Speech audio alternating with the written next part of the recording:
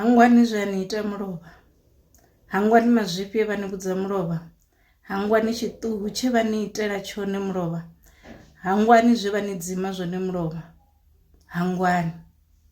Hezwinoni musi ni tshi to fhedza u dealer na iyo situation, hangwani ni bve khazwo, ni vha hangwe na vhone havho vhathu ngauri vhone vha khou ḽi zhaka vha tshi ya phanḓa, a vha na ndavha, vha khou ḓiphina ivi no dzula ni khou drauna kha miṱodzi yaṋu for what?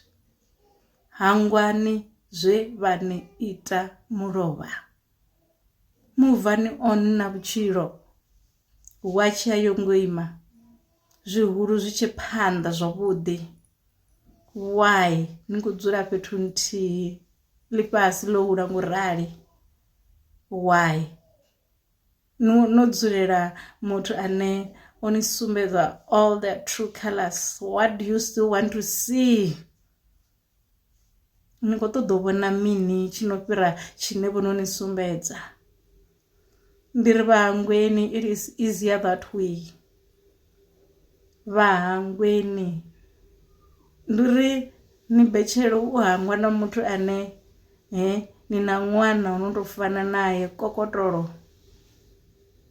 ni muhangwe ngori hanevho vhathu vhane vha ri vhafha vhathu zwivhuya zwine zwa nga vhana na zwithu zwine a zwi hangwei zwavhuḓi, mimemori yavhuḓi, ndi vhone vhathu vhane vha ita damage khulwane. Ndi vhone vhathu vhane arali vho move on, it is best to forget them and move on. U songo ṱwa ni khou vha sala murahu, hey do this for me, habe ndi na ṅwana na inwi, do that for me, habe ni mia vhananga, hela forget. Vho ni sumbedza mavhala avho, vho move on.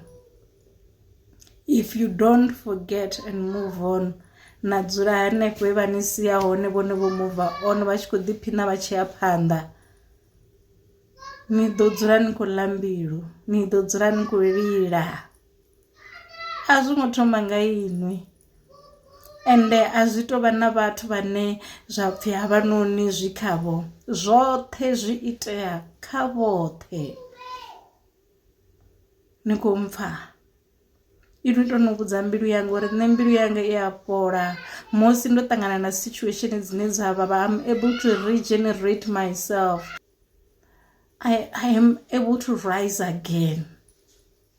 A thi dzuli kha vhuṱungu, ḓivhudzeni zwenezwo.